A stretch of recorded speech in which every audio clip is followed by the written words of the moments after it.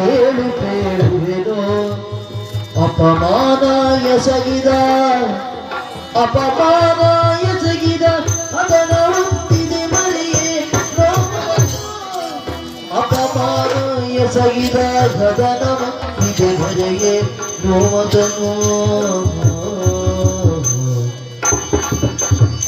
ಚದುರನಾಗಿಯ ಕೆಡುಕರೋರ್ವನು ಪದದೊಳನ್ನಯ ಕರವ ಚದುರನಾಗಿಯ ಕೆಡುಕರೋರ್ವನು ಪದದೊಳನ್ನಯ ಕರವ ಪಿಡಿಯೋದ ಕುದಿವ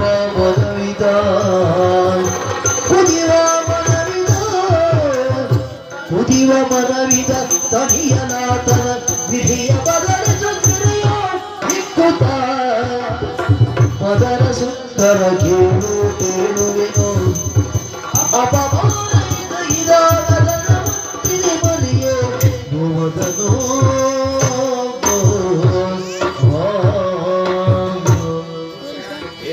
ನಿನ್ನೆ ದಿನ ನಡೆದಂತ ಘಟನೆ ಯಾವ ಕಾರಣಕ್ಕೂ ಮರೆಯೋದಕ್ಕೆ ಸಾಧ್ಯ ಇಲ್ಲ. ಏನಾಯ್ತು? ನಿನ್ನೆ ದಿನ ತಂದೆಯ ಜೊತೆಗೂಡಿ ದೇವಸ್ಥಾನಕ್ಕೆ ಹೋಗಿದ್ದೆ. ನಾನೇ ದೇವಸ್ಥಾನಕ್ಕೆ ಹೋದದ್ದು. ಇನ್ನೇನು ಅಪ್ಪನಿಗೆ ಪ್ರಸಾದ ಕೊಡಬೇಕು ಎನ್ನುವ ಹಾಗೆ ಮುಂದಾದೆ.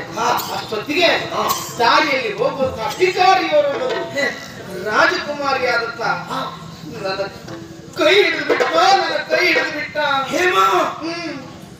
ಕೈಯೂ ಹಿಡಿದ ಇಲ್ಲ, ನಿಮ್ಮ ಅಜ್ಜಿ ಕೈ ಹಿಡಿದ. ನಿನ್ನ ಕೈ ಅಂದ್ರೆ ಕೊಳಗಟ್ಟಿ ಕೈ ಅಲ್ಲ ಅದು ಹೇಗೆ? ಏಮೋ ನಿನ್ನ ಕೈಯೂ ಹಿಡಿದ. ಹೀಗೆ ಕೇಳು, ಅವನ ಕೈ ಹಿಡಿಯುವುದರ ಮೂಲಕ ಮೈಲಿಗೆ ಮಾಡಿದವ ಅವನಿದ್ದಾನೆ. ಅವನು ಯಾರೋ ಏನು ಗೊತ್ತಿಲ್ಲ, ಅಪಮಾನದಿಂದ ನನ್ನ ಮನಸ್ಸು ಕುದಿತಾ ಉಂಟು. ಅವನಿಗೆ ತಕ್ಕ ಶಿಕ್ಷೆ ಕೊಡದೆ ನನಗೆ ನೆಮ್ಮದಿ. ಯೋಚನೆ ಮಾಡ್ಬೇಡ. ಆ ಪಾಪಿ ಮಗ ಯಾರೇ ಅವ್ರು ಎಲ್ಲೇ ಇರಲಿ ಅವನನ್ನು ಹುಡುಕಿ ನಾವು ಹಡಿತೇನೆ. ಧೈರ್ಯವಾಗಿರು. ಅದೇ ಸಾರಿದ್ದೇನೆ.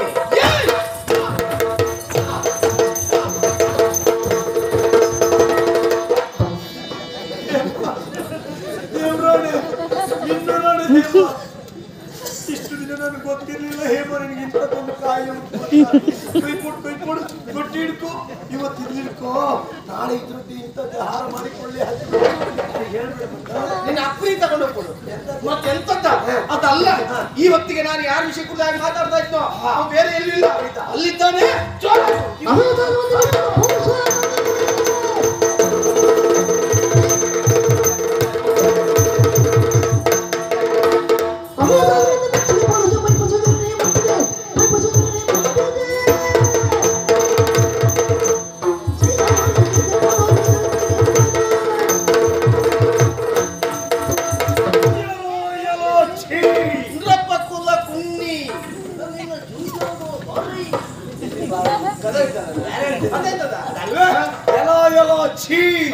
ಮಾನವ ಕುನ್ನಿ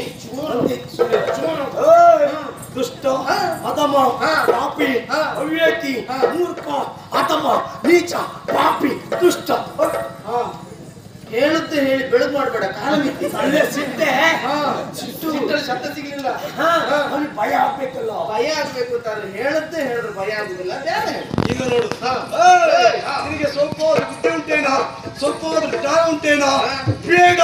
ನಿನಗೆ ಸ್ವಲ್ಪ ಆದ್ರೂ ಮಾನ ಮರ್ಯಾದೆ ಏನಾದ್ರು ಇದ್ದದ್ದೇ ಹೌದು ಅಂತಾದ್ರೆ ಹೋಗಿ ಇವಳು ಕೈ ಭಾಷೆ ಉಂಟೆ ನಿಂಗೆ? ಇಲ್ಲಪ್ಪ, ಇದನ್ನ ತಕೊಂಡೋಗಿ ಆ ಗಂಡಿನ ಒಟ್ಟಿಗೆ ಅಂಗನವಾಡಿ ಸೇರಿಸುದೆ. ಮತ್ತೆಂತದ ಆಗ ಹೇಳಿಕೊಟ್ಟೆ ಹೌದಾ? ಇವಳು ಕೈ ಅದಕ್ಕೆ ಈ ಕೈ ತಪ್ಪಾಯ್ತು ಒಂದು ಕ್ಷಮೆ ಕೇಳ್ತೀಯ.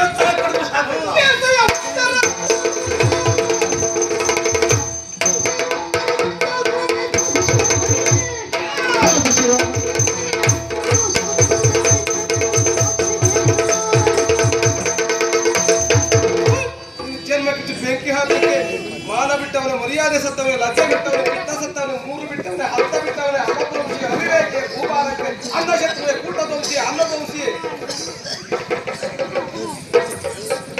ನೀವು ಉದ್ಧಾರ ಆಗುದೇ ಎಂತದ್ದು ಹೇಮ? ಅವ ಆ ರೀತಿ ಬಾಯಿಗೆ ಎಲೆ ಅಡಿಕೆ ಹಾಕೊಂಡು ಮುಗಿತಾ ಇದ್ದಾನೆ. ಹಾಕುದು ಬಿಟ್ಕೊಂಡು ಹೀಗತ್ತಿದ್ದಲ್ಲ, ಯೋಚನೆ ಮಾಡುದು ಆ ರೀತಿಯಾಗಿ ಕೊಯ್ತಾ ಇದ್ದಾನೆ. ಆದ್ರೂ ಹೇಮ ಒಂದೇ ಒಂದು ಮಾತಾಡಿದ್ರೆ ಸುಮ್ಮನೆ ಇದ್ದಾಳೆ. ಮಾನ ಬಿಟ್ಟವನೇ, ಮರ್ಯಾದೆ ಸತ್ತವನೇ, ಹತ್ತ ಬಿಟ್ಟ ರುದ್ರಭೂಷಣನೇ. ಹೌದಾ? ಹೌದು. ನೇ ಅಂತ ಹೇಳಿದ್ ನಿಂಗೆ, ಲೇ ಅಂತ ಹೇಳಿದ್ರೆ ನನಗೆ. ನೇಳೆ ನೇಳು ಕಟ್ಟಿ ಬೇರೆ ಅವನಿಗೆ ಸ್ತ್ರೀಲಿಂಗ ಪುಲ್ಲಿಂಗ ಅರ್ಥ ಆಗುದು ಹೇಗೆ? ಅವ ದೊಡ್ಡ ನಪುಂಸಕಲಿಂಗ ರುದ್ರಭೂಷಣ. ಈ ನಾಡಿನಲ್ಲಿ ನಡೆಯುವುದು ಅನ್ಯಾಯ ಕೃತ್ಯಗಳಿಗೆ ನೀನೇ ಕಾರಣ ಎಂಬಂತ ವದಂತಿ ನಮ್ಮನೆ ತನಕ ಬಂದು ಮುಟ್ಟಿದೆ.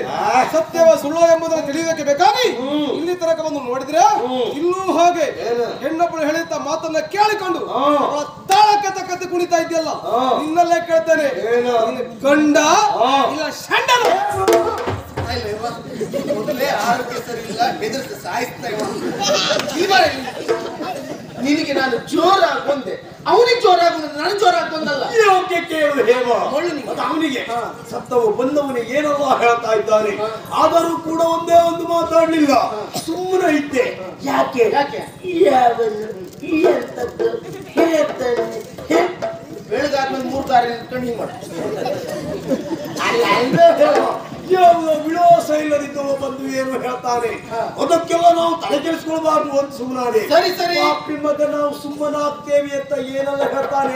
ಹೋಗಿ ಹೋಗಿ ನನಗೆ ಏನಂದ ಅವ್ನು ನನಗೆ ಸಂಡ ಅಂತಲ್ಲ, ಸಂಡ ಅಂತಲ್ಲ, ಮೊದಲೇ ಆ ಮುಂದ್ ಕೈ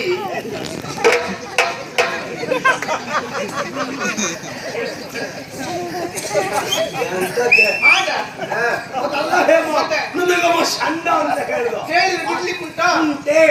ಇಲ್ಲ ಈಗ ನೋಡು ಜೋರಾಗ್ತೇನೆ, ಕೆಲವು ಎನ್ನನ್ನು ಸಂಡನೆಂದೇ ಕಣ್ಣಿಗೆಲ್ಲ ಕೈ ಹಾಕ್ತೆ ಬರೇ ಅಂತ ಕೆಲವು ವರ್ಷದಿಂದ ಈಗ ಬದಿ ಕೆಲವು ಕಣ್ಣಿ ಕೈ ಇವಾಗ್ಲೂ ಬಿಡುದಿಲ್ಲ. ನಗಾಡುದಲ್ಲ ಸಿಟ್ಟದ. ಸಪ್ಪಾಯ್ತು ಒಂದು ಚೆನ್ನಾಗಿ ಕೇಳ್ತೀಯ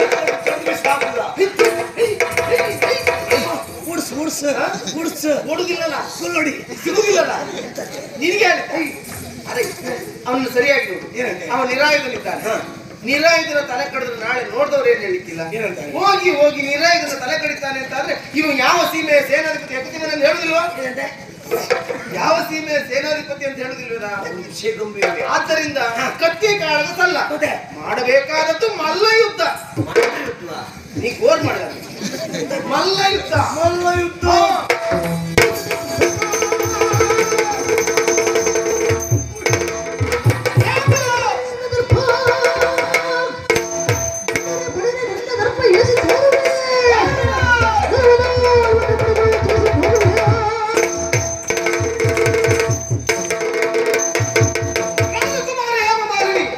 ಅಹಂಕಾರದ ಪಿಂಡವೇ, ಎಷ್ಟೇ ಸೊಕ್ಕುನಿಗೆ ಮೊನ್ನೆ ದಿವಸ ನಿನ್ನ ಕೈ ಮುಟ್ಟಿದ್ದಾರೆ ಎಂಬ ಕಾರಣಕ್ಕೆ ಬೇಕಾಗಿ ನನ್ನ ಕೆಮ್ಮ ಹೊಡೆದ ನೀನು.